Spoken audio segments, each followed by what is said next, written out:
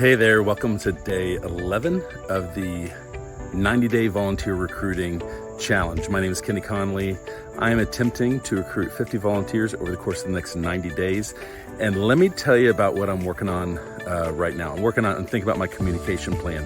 Over the last couple of days, I've set up my volunteer orientation registration. I started communicating out to potential volunteers, some low-hanging fruit, people that I knew that might be interested in serving in the kids ministry at my church, and people are starting to register.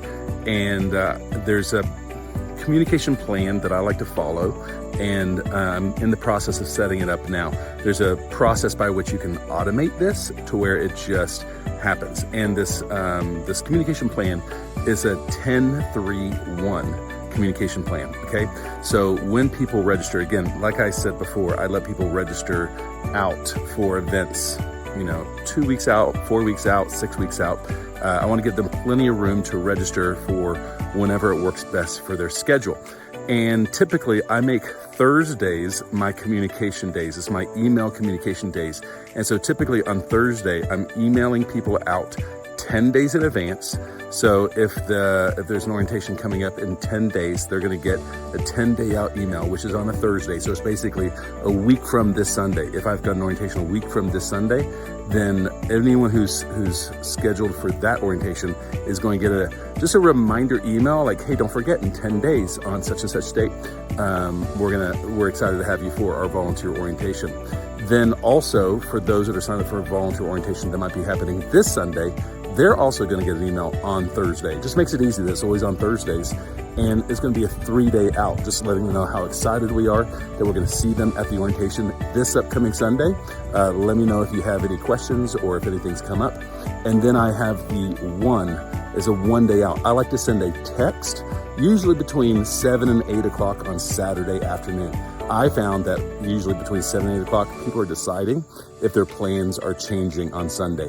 Some of these people may have forgotten that they've RSVP'd for volunteer orientation 2 weeks ago. So I always like to send that text. It always seems to initiate some conversation. Some people canceling, but rescheduling for the next one, or just a reminder like, oh yeah, I'm planning on being there.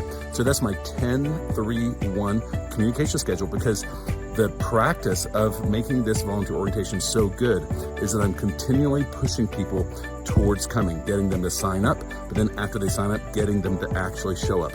This is so important, and it takes so much care, because I know that if somebody actually comes to my volunteer orientation, there's a really good chance they're going to say yes, like 95% chance they're going to say yes. So the goal is to get them there, and then we win, and then we get them as a volunteer. So my communication I'm setting up right now, typically I like to have like a couple different options of my 10, 3, and 1, because sometimes people get stuck in the queue for a couple months.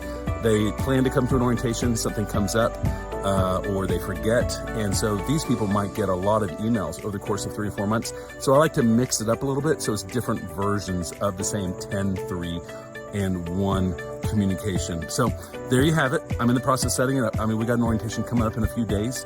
And so they're going to get the 3-day out and then the 1-day out communication. But starting for the next one that's coming up 2 weeks after this Sunday, I should have my 10-3-1 communication plan up and running. All right. Well, looking forward to seeing what happens and who shows up for our first volunteer orientation this coming Sunday.